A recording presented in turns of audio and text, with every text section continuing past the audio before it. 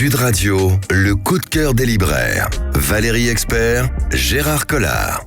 Bonjour Gérard, tous mes voeux à nouveau pour cette nouvelle année, plein de belles lectures, de beaux livres, de bons livres. De bons livres. Et de beaux livres. Et de beaux livres. Ça a bien commencé pour vous ? Oui, il y a eu des choses sympas, quoi. Alors, dites-nous, on va commencer tout de suite. Alors, c'est les fêtes, ça a été les fêtes et tout. Et puis, les gens, je trouve, on va continuer dans le côté détente intelligence. C'est un livre que j'ai adoré, un roman, qui s'appelle, je vais vous le dire tout de suite, Grégory Nicolas, c'est l'auteur. Il a écrit un bouquin qui s'appelle Un trésor, roman à boire aux éditions des Escales. Ouais. J'ai adoré. Alors, je me pourquoi suis mis là-dedans, mais je me suis vautré dans ce bouquin. Amateur de Marcel Proust, où il leur faut des élucubrations, c'est pas pour vous, c'est pour des gens simples comme moi. C'est l'histoire d'une femme qui a une cinquantaine d'années, qui s'appelle Madeleine. Elle est fleuriste, elle a un mari, elle l'aime bien, mais il boit beaucoup. Elle a un fils, alors lui, il pense qu'à être coureur cycliste. Et elle est fleuriste, elle adore, elle fait tout ce qu'elle touche, ça pousse et tout, et elle décide à un moment de laisser tout tomber, et de quitter son mari, de son fils. Alors, mais ça se passe bien, je veux dire, c'est pas la haine, c'est bon, ils acceptent le fait, oui, ils vont rester amis et tout. D'ailleurs, c'est toute l'histoire de ce fils et de ce mari, vous allez les retrouver. Et donc, elle décide, elle, d'acheter un domaine viticole. Elle connaît rien du tout. C'est au bord de la Loire.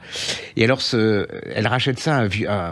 L'ancien propriétaire est un vieux monsieur, assez hargneux, assez pas très sympathique dans l'absolu, mais il sous-entend qu'il y a un trésor dans le domaine. Elle, c'est pas ça qui l'intéresse. Ce qui l'intéresse, c'est de faire pousser de la vigne et de changer de vie. Et alors, tout le monde se fout d'elle dans le coin. C'est pas parce que vous êtes fleuriste que vous pouvez... Et là, c'est l'aventure qui va commencer, et c'est absolument vous participer à l'aventure de cette femme. C'est un grand livre, alors c'est un peu bateau, mais de partage, parce que tout le monde va venir l'aider, le fils, l'ex-mari, tout ça, il y a plein de choses. Alors il y a aussi sa petite fille, je crois que c'est sa petite fille qui vient, et il y a une histoire d'amour, elles n'étaient pas très bien entre elles, et puis elles vont se rabibocher toutes les deux. C'est fabuleux. Alors c'est plein de sensations de vin, il y a des odeurs, il y a des goûts, il y a du soleil, vous les suivez, elle va être libre à travers. Alors c'est pas sympa tout le temps, je veux dire ça, c'est difficile et tout. Et je me suis pris d'affection pour cette femme. Vous êtes dedans. Et vous dites, il faut que ça marche, sa vigne, oui, enfin, son rêve, elle réalise son rêve. Alors, c'est pas facile tout le temps. Et c'est un grand livre de détente, comme j'aime. Vous êtes dedans. Et puis, vous apprenez aussi des choses sur la vigne, et puis sur un changement de vie, ce qui fait fantasmer beaucoup de gens. Oui, mais ce qui n'est pas toujours facile, effectivement. Non. Et puis, dans ce pays, dans ce monde maintenant où il y a de moins en moins de goût, de choses comme ça, vous réapprenez puis ce que c'est que la difficulté de vivre aussi, puis que si on veut rêver, et si on veut faire ses rêves, c'est pas toujours facile et qu'il faut se battre. C'est les personnages de femmes, j'ai adoré, mais franchement... Alors, redites-nous le titre. Alors, ça s'appelle Grégory Nicolas. Non, ça s'appelle... Ça s'appelle Un trésor, roman à boire aux éditions Les Escales, et le monsieur, il s'appelle Grégory Nicolas. Il a réussi, mais vraiment une petite merveille. Donc c'est voilà, vous avez passé un bon moment pour s'évader. Alors moi je vais vous emmener à l'opposé. Le livre s'appelle Protocole et c'est Constance Debré qui en est l'auteur. C'est paru chez Flammarion. Moi j'aime infiniment cet auteur qui je reconnais peut être dérangeante pour certains. Elle a une écriture au scalpel, à l'os. Il n'y a pas un mot de trop. Ce sont des descriptions minutieuses. Moi, j'avais beaucoup aimé Playboy, Love Me Tender. Et donc, celui-ci, Protocole. Alors déjà, la première phrase, ça commence par « Vous avez été condamné à mort ». Et protocole, c'est le protocole des condamnations à mort aux États-Unis. Donc elle passe en revue de façon extrêmement froide, clinique, toutes les manières de tuer un condamné à mort. C'est glaçant, c'est intéressant parce que vous apprenez beaucoup de choses.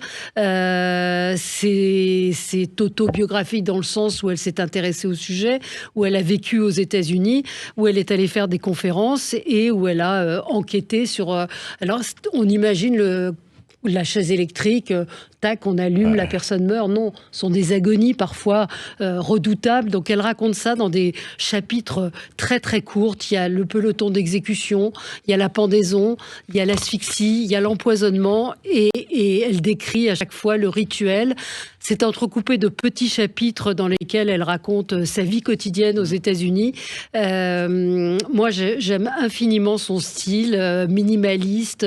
Encore une fois, il manque des virgules assez souvent. Il n'y a pas d'émotion superflue. Moi, pour ceux qui aiment ce qu'elle a écrit, ça ne vous décevra pas. Et c'est vrai que c'est la vie ordinaire de ceux qui accomplissent aussi, parce que j'ai découvert que ceux qui pratiquent les exécutions ne sont pas des médecins. Donc parfois, ils mettent une demi-heure, 1 heure, 2 heures à trouver une veine sur des gens qui sont restés dans les couloirs de la mort pendant des années et des années. Donc c'est assez glaçant, mais moi j'ai beaucoup aimé ce livre. Ça s'appelle Protocole, Constance Debré, c'est chez Flammarion, et vous pouvez tout lire d'elle.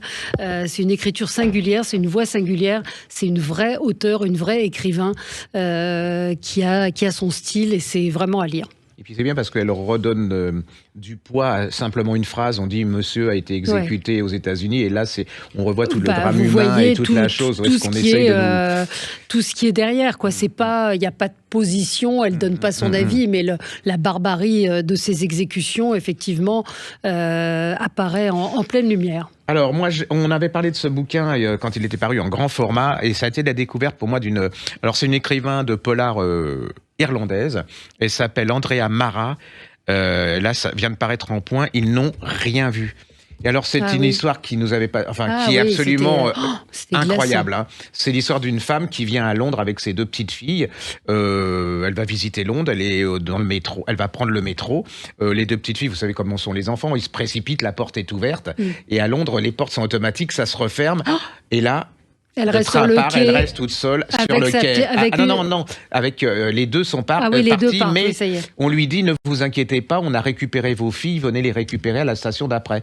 Le problème, c'est que sur les 2 petites filles, l'aînée, elle est pas là. Donc, qu'est-ce qui est devenu l'aînée? Et la deuxième petite fille ne parle pas. Elle a 2 ans, absolument. Donc elle ne peut pas raconter. Et les gens autour disent on n'a rien vu, ce qui n'est pas évident du tout. Et là va commencer mais c'est un suspense. Puis alors on a tous cette peur, on a tous eu cette peur perdre dans le métro, les enfants qu'on a et tout, qu'est-ce qu'ils deviennent. Et là c'est absolument un suspense psychologique. Et alors, vous allez découvrir plein de choses aussi sur les gens qui vivent à Londres, sur les bobos, sur cette bourgeoisie. Et je m'en souviens très bien, donc ça prouve que c'est un très bon livre. Ah oui, parce qu'on en lit tellement. On en lit beaucoup, donc là, effectivement, c'est un livre qui vous marque, qui vous glace. Et c'est la découverte parce qu'elle en a refait, nous on a redécouvert 3 autres qui sont d'une qualité exceptionnelle, et c'est la découverte et en plus c'est une femme très très modeste. Vous savez, chez nous en France, il y en a souvent, ils écrivent un livre et ils ont le melon et là elle pas du tout, et c'est vraiment. Il y a un vrai suspense. C'est comme Debré, c'est au scalpel, c'est carré. Vous tournez les pages les unes après les autres. Penser à. Non, mais quand vous avez commencé, je me souviens tellement de ce livre. Quoi d'autre? Non, simplement, il y a un moment, j'ai pas le temps. On a autre chose à faire.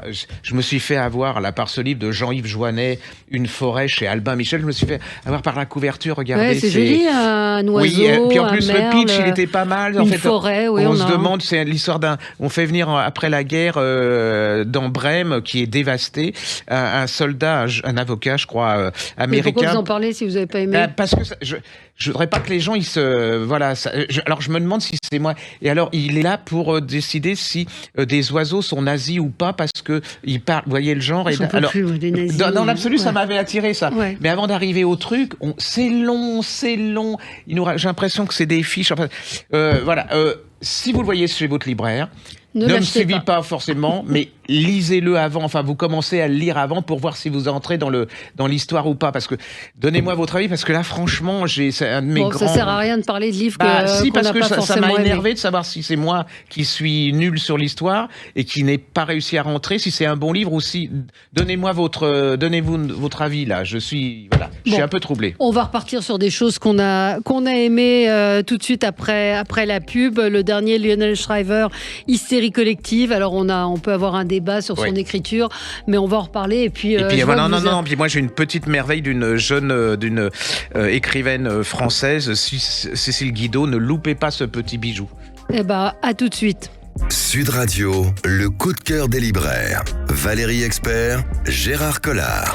Alors Gérard, qu'est-ce qu'on lit bien? Vous avez annoncé il y a des romans, une petite merveille. Ouais, mais il y a des romans chez qui je vais pas, je sais pas, c'est bon, et où je trouve que c'est trop entre nous, on est entre l'entre-soi, et puis l'amant, le placard, voilà, j'ai autre chose à foutre. Et là, j'ai lu de Cécile Guidot, Je suis la fille de Casanova chez Mercure de France, et c'est un petit bijou, alors de légèreté, mais d'intelligence, de profondeur. C'est une histoire en fait, c'est quelque chose dont on parle rarement, c'est les relations sexuelles et amoureuses de ses parents. Vous avez remarqué, ça nous gêne tout de suite. Enfin, et là, elle réussit le tour de force à m'avoir complètement captivé par ce bouquin. Alors c'est l'histoire d'une jeune femme qui est prof de français, qui est passionnée par Casanova, qui a fait sa thèse sur Casanova. Elle a un mari, alors le mari, lui, il est à la recherche de lui sur son canapé. Voilà. Elle a un gosse de 3 ans.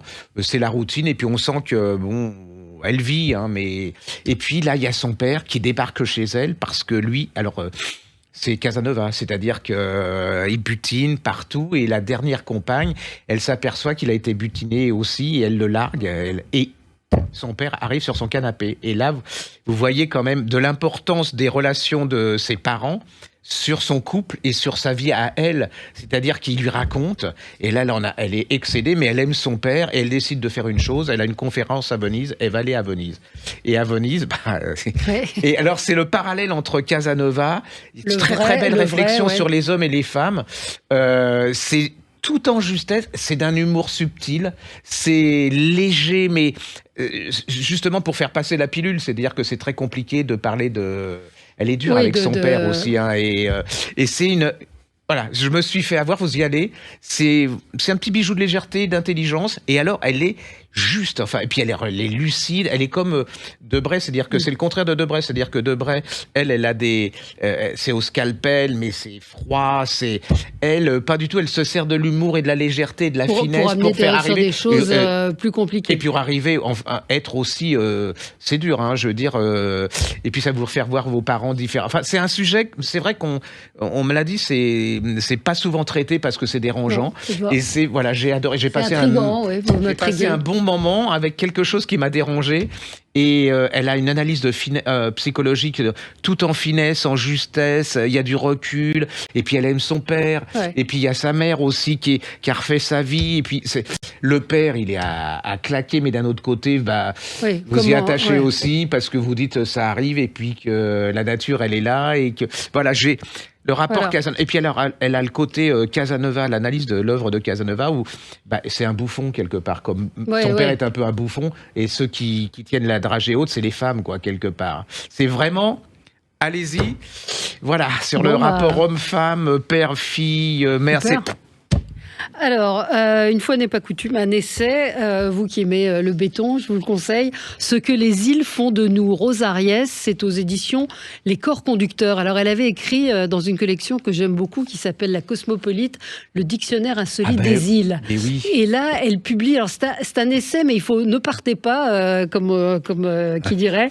Elle est journaliste, elle a vécu à Tahiti, elle est allée jusqu'aux Marquises, et elle raconte dans cet essai, en fait, pourquoi on est attiré par les îles. Alors, elle parle beaucoup de Tahiti, mais c'est le lien qu'on peut avoir pour certains d'entre nous.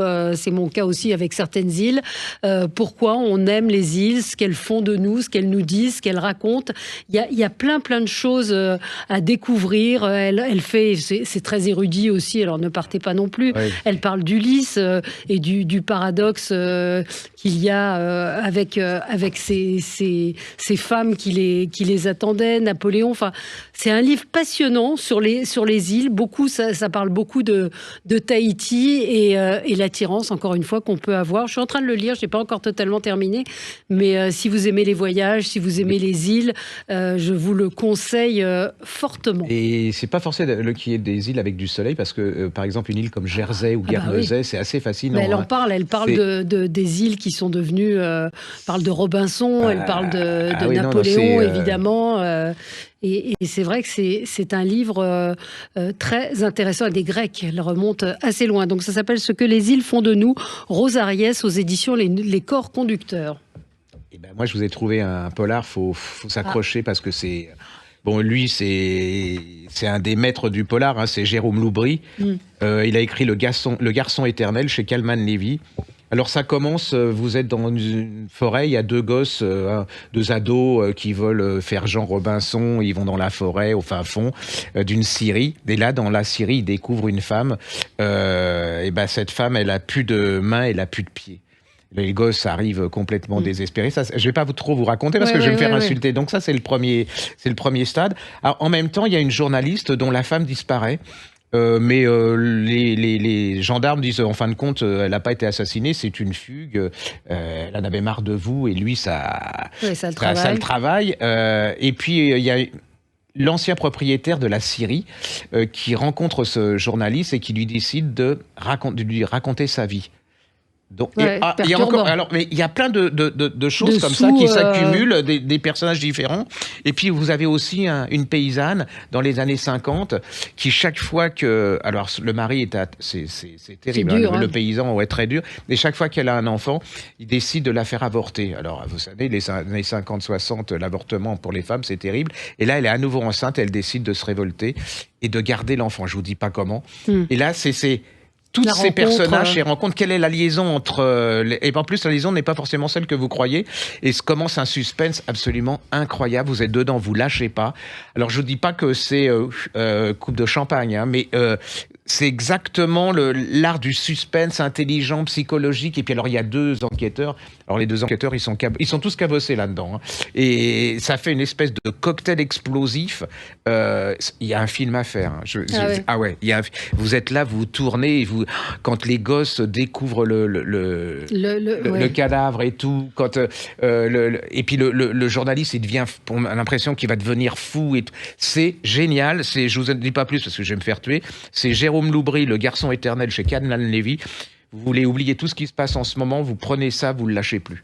Bon, alors moi je vais vous parler du dernier Lionel Shriver, Hystérie collective. Vous savez, ça fait partie de ces livres qu'on attend quand vous aimez un auteur. Vous êtes impatient de lire son dernier livre. C'est une grande auteure américaine. Son grand livre a été publié, c'était en 2006. Il faut qu'on parle de Kevin, qui parlait d'un enfant autiste, qui est vraiment un chef-d'œuvre. C'est un choc. Hein. Alors elle a une écriture particulière. Oui. Elle a un point de vue particulier. Elle est assez iconoclaste. Moi, je trouve que la quatrième de couverture, elle est vraiment son histoire est vraiment dans l'air du temps. C'est une sorte de fable. Hein. Oui. Il y a des mots interdits dans son livre, dans l'époque qu'elle décrit. Stupide, idiot, bête, au potentiel, méritocratie. On n'a plus le droit de donner des devoirs, de faire des tests, de noter, de faire des examens. Donc, les conséquences, c'est enfants, parents, voisins, tout le monde est invité à se dénoncer. Elle raconte l'histoire d'une professeure dans une université qui se demande comment on en est arrivé là. Donc c'est une fable, hein. Ça se passe aux États-Unis. Ça parle du politiquement correct, même si le politiquement correct, il est quand même plutôt à gauche qu'à droite en général. Et donc elle a une meilleure amie qui, elle, est une journaliste assez ambitieuse et qui se met dans le moule de ce qu'ils appellent la parité mentale. C'est-à-dire que tout le monde doit être équivalent. Donc il n'y a pas de gens qui sont meilleurs que les autres. Alors c'est une écriture particulière. C'est très ardu à lire. Moi, j'en suis. Il faut rentrer dedans. Il faut rentrer dedans. J'en suis à la moitié, mais son discours est quand même assez formidable sur l'abaissement des exigences, sur la peur qu'on peut avoir des uns des autres. Hystérie collective, et la couverture décrit assez bien les moutons que notre société est en train de devenir. Donc elle pousse à son paroxysme, évidemment, cette histoire de nivellement par le bas, mais ça reste néanmoins un grand livre. Hystérie collective, c'est chez Belfond, et ça paraît là, cette semaine. Vous savez, on vit une époque formidable. Oui. Hein. Vous savez que là, il y a eu cette vidéo publicitaire sur les loups. Oui. Et j'en ai marre. Enfin, je veux dire, un loup, c'est un loup. Ben oui. Un loup, j'ai envie qu'il me fasse peur. Oui. Et un loup, il mange pas du poisson, il mange pas. Mais c'est un dessin animé. Mais non, mais il y a pas. Mais pas que les dessins animés. J'ai adoré ce petit bouquin, À table, mon petit loup, de Charlotte Hamelin chez Milan. Alors donc c'est très sympa, vous allez voir sur le podcast, c'est très sympa, il y a des choses qu'on soulève, il y a des choses qu'on touche pour leur apprendre, vous voyez. Hop, on soulève, on voit le petit loup qui joue à la voiture et tout. Alors, voilà. Mais à la fin, il va manger. Et qu'est-ce qu'il mange ? Des épinards. Enfin, bon, un loup qui mange des épinards, non. Je dis non, un loup, ça mange pas des épinards. Non. C'est sympa. Bah oui, c'est sympa, l'image est jolie. Ils ont qu'à lui, voilà. Mais pourquoi ils mettent des épinards dans Bah oui, non, les loups mangent pas des épinards. Alors, pour remettre les choses au point, quoique ça soit assez moqueur sur le loup. Il a une petite queue très douce. Oui, voilà. On l'avait déjà fait ici, mais je meurs d'envie de le refaire. C'est le grand méchant catalogue des loups. Et alors là, c'est un vrai. Alors, il y a des loups, voilà. Alors. C'est vrai qu'il y a le loup. Il commence par loup végétarien. Ça m'a énervé. Mais c'est à la première page, on vous oubliez. Mais il y a le loup-bar, par exemple. Et c'est des jeux de mots. En plus, ça leur apprend. Il y a le lourdeau. Ouais. Et les illustrations sont absolument géniales. Le loulet. Le loulet et tout. Regardez, ça. Le LGV, le loup à grande vitesse. C'est absolument génial. C'est toute une collection. Il y a le loup-garou aussi. Et alors, il y a toute une collection où il y a le loup sur les monstres, sur les sorcières et tout. Les dessins, les illustrations sont somptueuses. C'est plein d'humour. Ça leur apprend à jouer avec les mots. Ça leur apprend à avoir du recul sur les choses. Enfin, et l'humour aussi, beaucoup. Ça leur apprend ce que c'est que l'humour, quoi. C'est, le loup trouillard. Ah oui, dangerosité, -5 sur 5. Donc, c'est assez drôle. Et là, ça rejoint un peu le livre de Lionel Shriver. C'est-à-dire qu'on n'est plus dans le politiquement correct. Parce qu'à la fin, ils disent: messieurs les trois petits cochons, nous comprenons votre lassitude vis-à-vis du loup qui pourrait qui vous poursuit encore, mais supprimer ce personnage, ce serait pas terrible. Non, ils n'existent plus. Néanmoins, on vous propose des changements pour votre nouveau loup. Donc les dessins sont sublimes. Les dessins, c'est une merveille. Le loup Sherlock. C'est une collection qui est très objet d'art, pour ainsi dire. C'est chez Margot, et lisez des livres à vos enfants, à vos petits-enfants. Je vous assure qu'ils ne s'en porteront que mieux. Et puis les petits-enfants, moi, quand j'étais petit, j'adorais avoir peur. Bah oui, mais maintenant, sûr. Il ne faut plus avoir peur parce que ça les traumatisait. Mais bon, avec juste raison, comme dirait l'autre. Merci Gérard, on se retrouve la semaine prochaine. Très bonne journée. Sud Radio, le coup de cœur des libraires. Valérie Expert, Gérard Collard.